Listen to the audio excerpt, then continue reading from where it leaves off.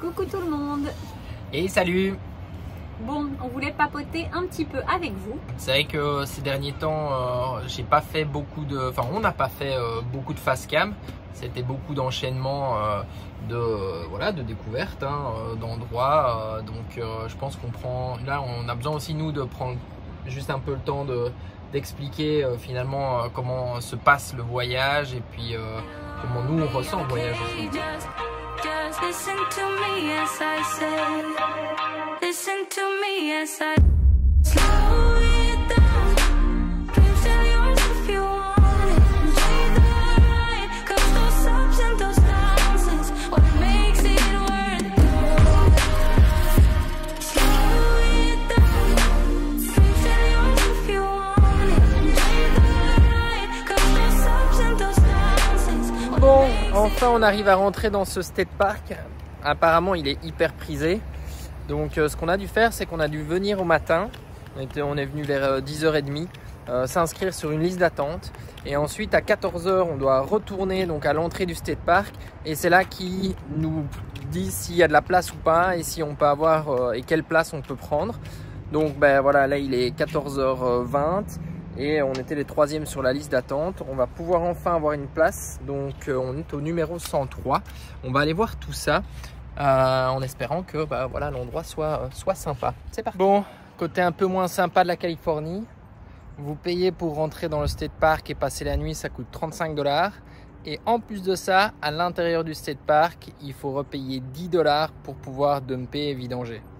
Tout à l'heure, on a aussi acheté une petite caisse de bois, 18 $ la caisse de bois. Ouais, ici on sent quand même que ils n'ont pas perdu le nord avec l'argent et en gros ouais, tout coûte quand même beaucoup plus cher et voilà, et tout est payant aussi. Donc c'est clair que là on n'aura plus rien pour l'instant de gratuit. Honnêtement, c'est la première fois que je vois qu'on paye en plus dans un state park, en sachant qu'on a déjà, qu'on paye la vidange des eaux en plus de payer la nuit dans le state park. Mais bon voilà, après en périphérie de San Francisco, le moindre camping ou ce qu'on appelle RV park commence à 80 $ la nuit, ce qui est excessivement cher. Et voilà, les dumpings, si vous voulez aller dumper dans un camping, ça va vous coûter au minimum 25 $. Donc ouais, c'est un peu le mauvais côté de la côte californienne. Mais bon, après c'est le jeu. Donc là on va faire déjà une nuit dans le state park ici. Je pense qu'après à part ça on sera bien. Mais oui, par contre c'est cher. Voilà, je vous montre enfin l'installation. Donc ça a pris quand même pas mal de temps. Là on a les filles maintenant qui jouent. On commence le petit feu. Regarde là. Et Chèche, t'es tombé. Oh là là là là là là là. Oh là là. Ouais. Chèche est tombé sur le bois. Et puis là-bas vous avez donc l'océan. Et par là on peut voir des baleines, des dauphins. Il y a un peu de tout. On est dans la baie de Monterey. Donc c'est assez connu aussi pour tout ce qui est cétacés et mammifères marins. Et ça, lui, il est parti. Salut les amis. Donc voilà, je vous reprends aujourd'hui. On est toujours au state park. Là, je suis parti courir un petit peu au bord de la plage.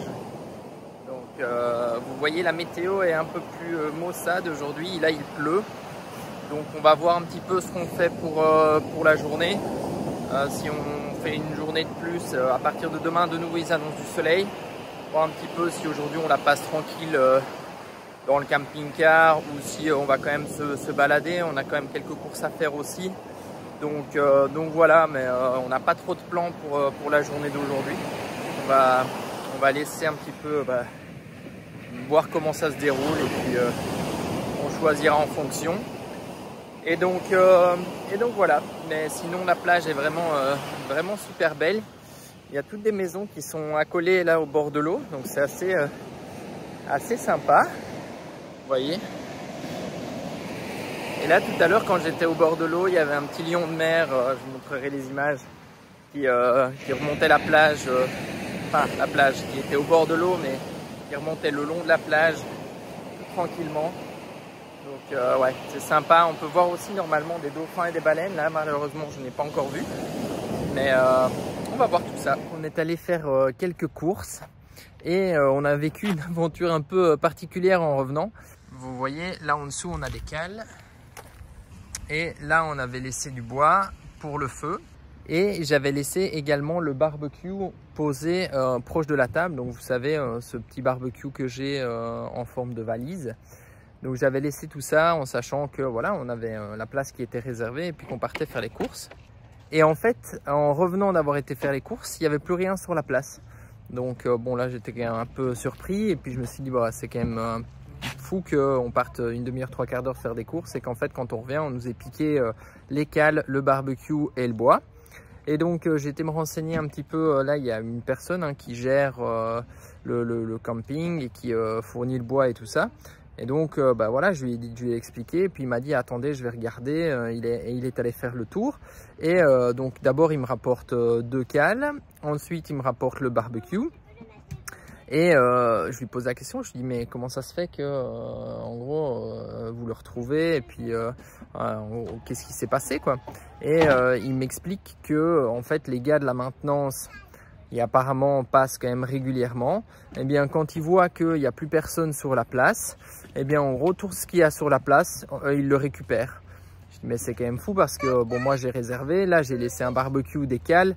Le bois, bon, c'est pas comme si, enfin voilà, c'est vrai que la place est vide parce que le véhicule n'est plus là, mais à côté de ça, c'est pas pour autant que, bah voilà, c'est des choses qu'on a laissées. À un moment, j'ai même failli laisser la Starlink et l'échelle en me disant, bon, bah en fait, je vais tout laisser là parce que de toute façon, on part que pour une demi-heure. Et donc, bah voilà, il m'a dit que ça arrivait quand même de temps en temps, qu'il en avait déjà parlé aux personnes de la maintenance, qu'il allait encore leur redire, mais voilà, que lui, il était vraiment désolé. Mais bon, finalement, on a récupéré l'ensemble des choses qu'on avait laissées. Il nous a redonné même ce qu'ils appellent un bundle, donc de bois, en gros un petit bloc de bois en compensation entre guillemets. Donc ça c'est bon, mais voilà, c'était juste la petite aventure de la journée. Tu nous fais visiter ta cabane, votre cabane. Oui, doucement. Chache. Tu viens visiter, on fait visiter notre cabane doucement. Ok, alors, ici on entre par là, tu filmes de là-haut, hein? Oui, oui. Ici on entre par là. Bon, même dans un camping-car, on peut faire des cabanes. Allez. Et on peut la laisser très longtemps. D'accord. Et viens. Ensuite, ici on a notre petite chambre. Ok. Avec notre petit lit. Voilà. Allez, et aussi là, il y a un petit passage. On peut passer à 4 pattes. Ok. Et pour sortir, on peut passer par le siège. Et tu viens chercher. Et aussi, ici, il y a un petit trou qu'on peut grimper dedans.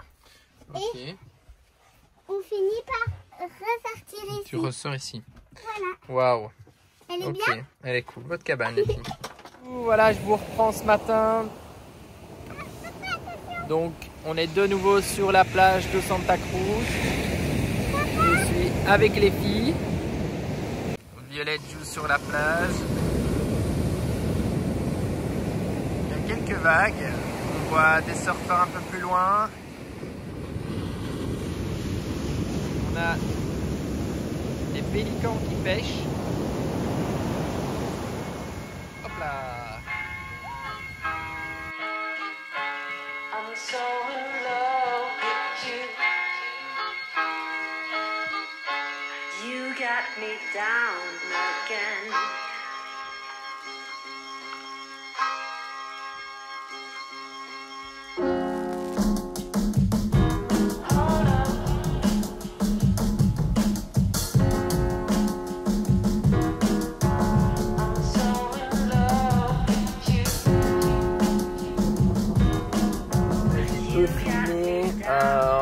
Aujourd'hui parce que bon, on n'a pas fait grand chose tout simplement. Si on est allé au McDo et on a fait la place de joueurs, donc on a fait beaucoup. On est allé au McDo. En fait, c'est généralement ce qu'on fait quand on doit travailler, essayer d'avancer avec Jen sur certaines choses. Et donc voilà, ce matin j'ai eu quelques calls. Là cet après-midi il nous manquait un colis qu'on n'avait pas reçu chez nos amis. Donc on est retourné de Santa Cruz, on est retourné vers la région plus de San José pour essayer de trouver ce colis. Ce qu'on n'a toujours pas finalement. Donc on est même allé voir dans des FedEx shop et tout ça parce que c'est très compliqué d'avoir les personnes en ligne pour savoir où se trouve le colis. Donc mais bon, on a pris quand même la décision d'avancer un petit peu parce qu'on aimerait bien encore, enfin voilà, on a d'autres choses à faire et puis on veut rouler. Et donc voilà, on s'est posé dans un McDo, comme ça les filles pouvaient jouer, et nous on pouvait travailler et puis avancer. Et là je viens de mettre de l'essence, parce qu'elle était pas chère. Alors pas chère en Californie, hein, c'est un gros mot, hein, c'est-à-dire que là j'ai payé 5,69 $ pour un gallon qui fait 3,78 litres. Donc c'est pas trop cher pour la Californie, mais bon c'est clairement relativement cher par contre pour les États-Unis, sachant que je pense que quand on va arriver vers le Texas et par là on va payer aux alentours de 3,50 $, 4 $ le gallon. Donc ça sera quand même une grosse différence de prix au final. Et donc là l'idée maintenant c'est d'aller vers Monterey.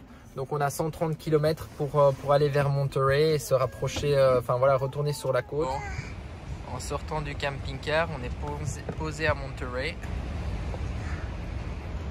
Et on a les copines qui sont là.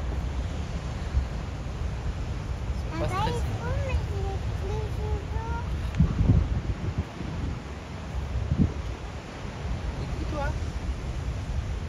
On avait vu qu'il y avait des panneaux un peu partout et voilà, on est posé à côté d'un parc proche de la mer et ça sent d'ailleurs, ça sent les lions de mer. elles sont juste à côté.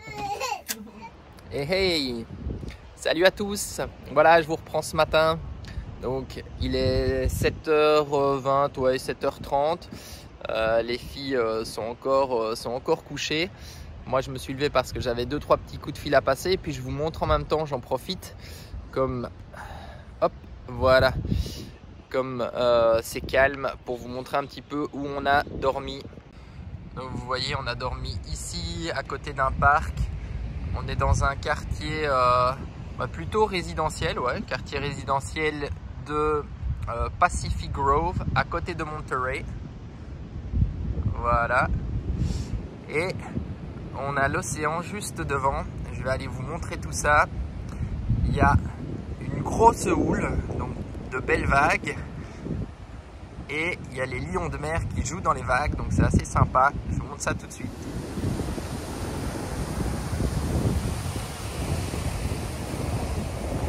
Donc voilà. Vous voyez,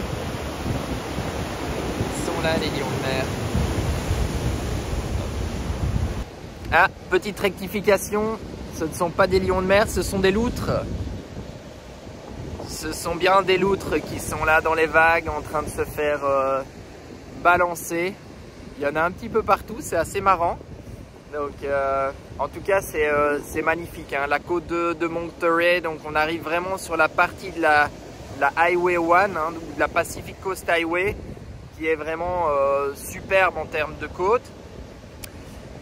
L'idée aujourd'hui c'est de prendre une route, donc après Monterey on a ce qu'ils appellent une scenic road, donc c'est la 17 miles qui longe vraiment toute la côte. Cette route est payante d'ailleurs, mais elle est vraiment magnifique.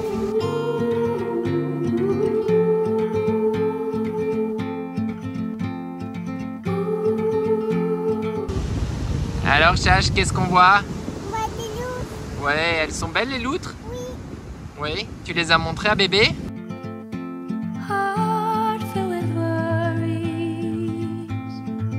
No more. Bon, c'est 2 $ le parking pour 1 heure. Ah, c'est là qui me rejoint. Ça va encore? Ouais. Ça va mon chat? Oui.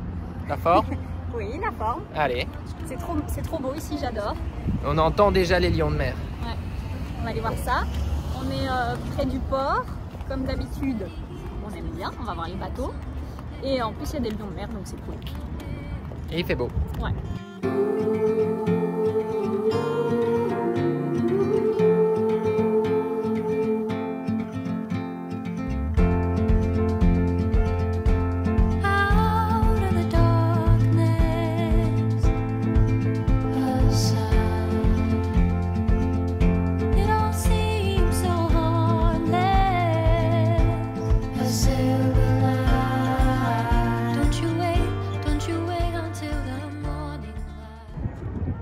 sais pas si vous les entendez, mais les lions de mer, ils sont là-bas.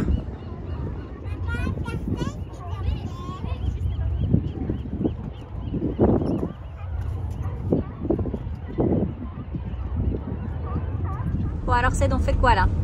Bon alors là, on est parti sur une scenic road. En fait, elle démarre de Pebble Beach. C'est la 17 miles road. Et en fait, elle passe le long de la côte avec plusieurs points d'intérêt. Et en gros, pour pouvoir prendre cette route, ben, il faut payer l'entrée qui est de 11,75 $ pour les voitures, les camping-cars. Donc voilà.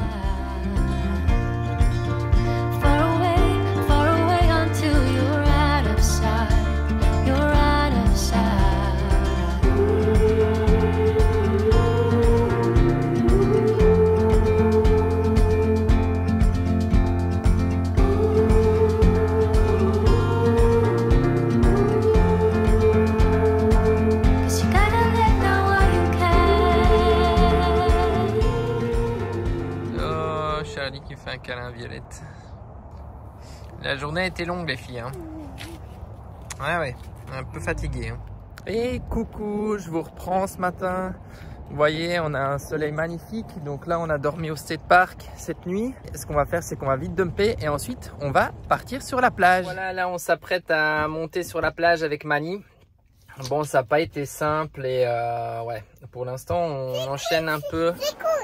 C'est cool, ouais, c'est cool, on va aller sur la plage. En fait, ce qui se passe, donc c'est, on est arrivé hier fin de journée. Hier, on pouvait plus monter sur la plage parce que c'est les horaires, bah voilà, c'était fermé.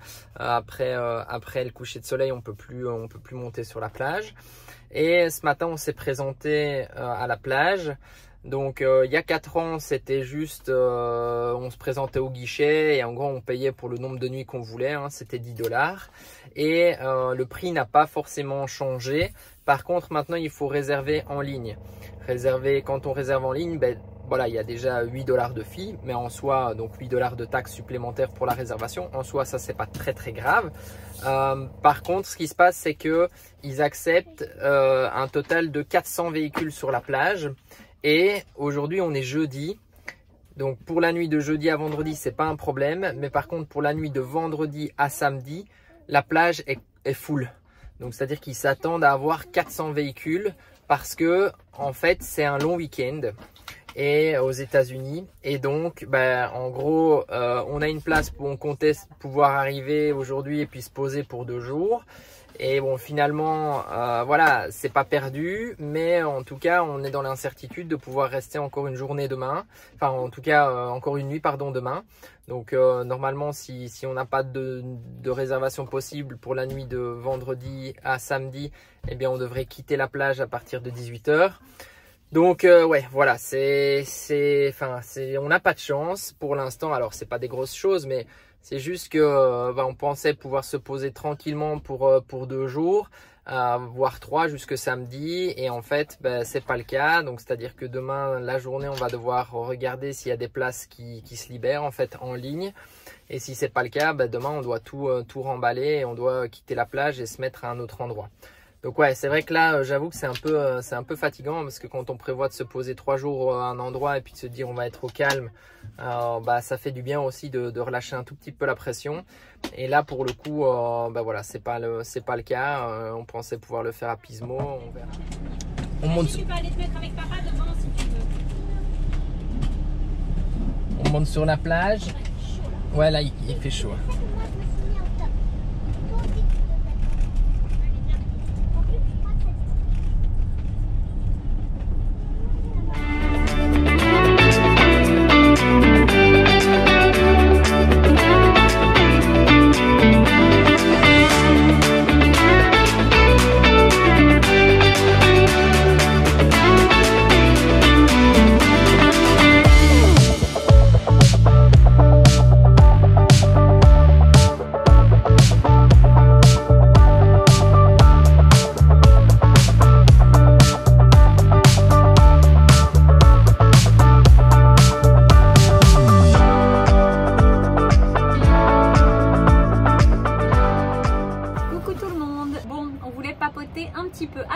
là, on a besoin aussi, nous, de prendre juste un peu le temps d'expliquer finalement comment se passe le voyage et puis comment nous, on ressent le voyage aussi.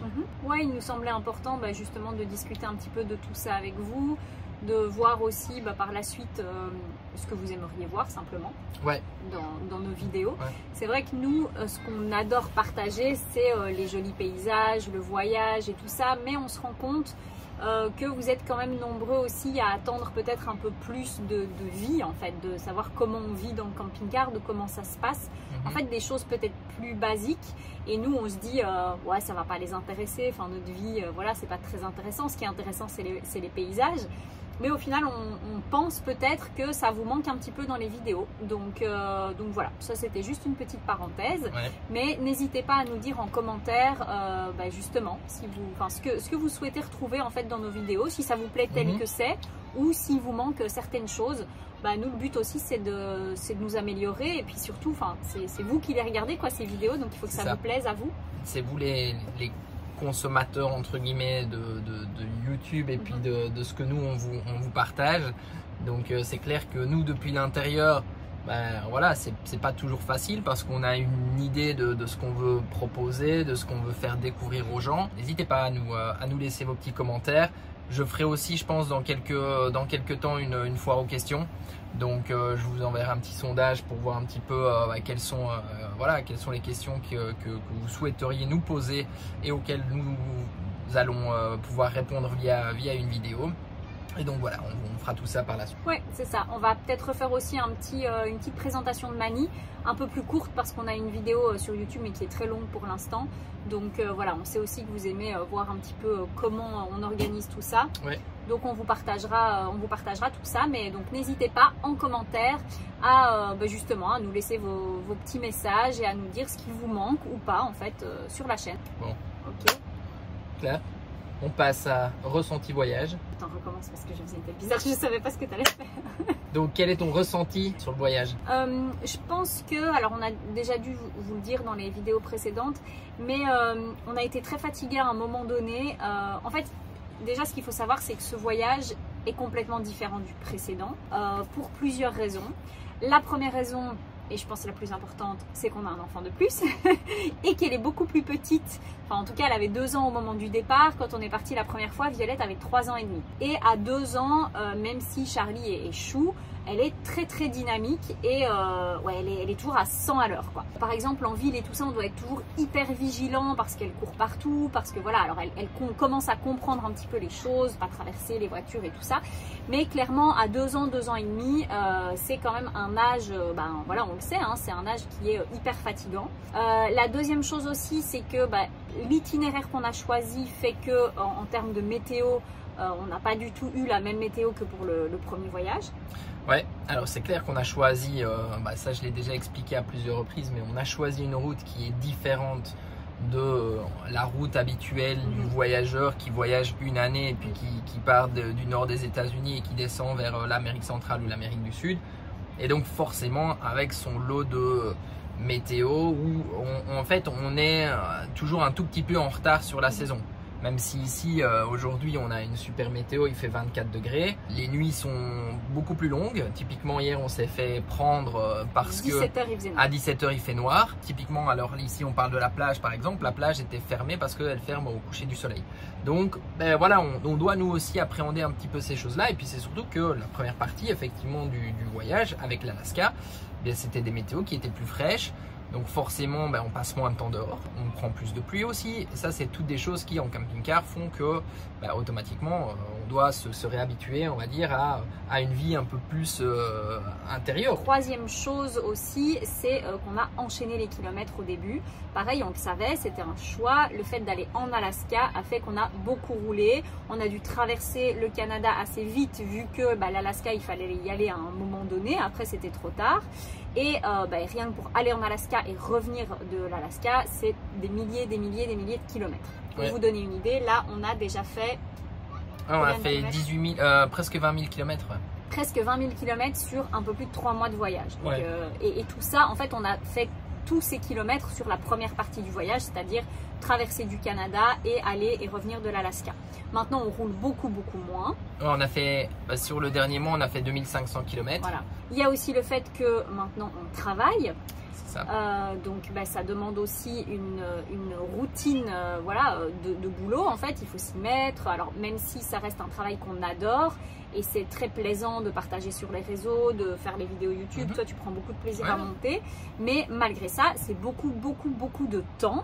Et ce temps-là, en fait, une journée c'est 24 heures quoi. Donc si on doit rouler, on doit faire l'école aux filles, maintenant on a Violette en plus. Ça fait beaucoup de paramètres qui font que ce voyage est différent du premier et qui font que ça a été beaucoup plus fatigant pour nous. Donc là, depuis environ un mois, on a vraiment ralenti le rythme et ça on le sent. On est beaucoup moins fatigué, du coup on est aussi beaucoup plus... disponible on va dire pour nous, pour les filles. On a retrouvé aussi une météo qui était plus favorable forcément puisqu'on va vers le sud, donc c'est pour ça que voilà, on avait hâte aussi à un moment de descendre et de retrouver du soleil parce qu'on sait que le soleil aussi amène l'énergie, la bonne vibes, c'est ça, donc un peu toutes les choses, le fait de pouvoir aussi sortir dehors, de pouvoir jouer, que les filles puissent jouer tranquillement. Et donc voilà, déjà ça c'est toute cette partie différence avec le premier voyage et fatigue en fait que ça engendre. Voilà, on trouvait important aussi de vous faire part en fait de tout ça. Maintenant, on a des échéances aussi, typiquement on veut être fin d'année en Basse-Californie. Et avant, il y a des endroits qu'on voudrait faire. Oui, donc là, la suite du programme, on va bien sûr vous emmener avec nous. On est à Pismo Beach, donc pour vous situer, Seth va vous mettre la carte comme d'habitude. On est au-dessus de Los Angeles, donc on va descendre jusqu'à Los Angeles. On va faire un parc d'attractions, donc vous savez qu'on a le pass annuel pour les parcs Six Flags, donc il y en a un à Los Angeles, donc on va y aller. Et puis après, on va tirer un peu vers l'est, direction Las Vegas, et on va faire certains parcs nationaux ou certains endroits un peu plus nature vers Las Vegas. Ouais, qu'on n'avait pas fait dans le premier voyage. Donc on n'a pas envie de refaire tous les parcs. En plus là, on n'a pas forcément non plus le temps par rapport justement au fait qu'on ait envie de passer les fêtes de fin d'année en Basse-Californie. Donc on va en faire certains. Je pense qu'on ira quand même encore au Grand Canyon juste pour dire d'y être allé avec Charlie. Il y a quelques autres endroits qu'on n'avait pas fait la première fois, qu'on aimerait bien faire cette fois-ci. En l'occurrence de Wave. Il y a aussi Valley of the God qu'on n'avait pas fait. Il y a un chemin off-road qu'on peut prendre. On peut dormir là, pas très loin de Mexican Hat aussi. Ça rejoint après Monument Valley et toute cette région-là quoi. Et puis ensuite le Grand Canyon. On va un peu jongler avec tout ça en gardant en tête que notre objectif c'est quand même de pouvoir descendre jusqu'en Basse-Californie. Donc on peut conclure. On va conclure ici la vidéo. Donc j'espère que encore une fois les images vous auront plu. On attend bien sûr avec impatience vos commentaires. On attend de vous lire. C'est ça. D'ailleurs j'ai pu enfin répondre à tous les commentaires que j'avais en retard. Donc normalement je suis à jour au niveau commentaires.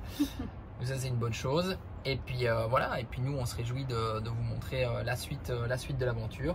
Et bien sûr on continue à partager nos aventures avec vous, avec grand plaisir. Oui, voilà. On vous fait de gros bisous. Ciao ciao. À très vite. À très vite.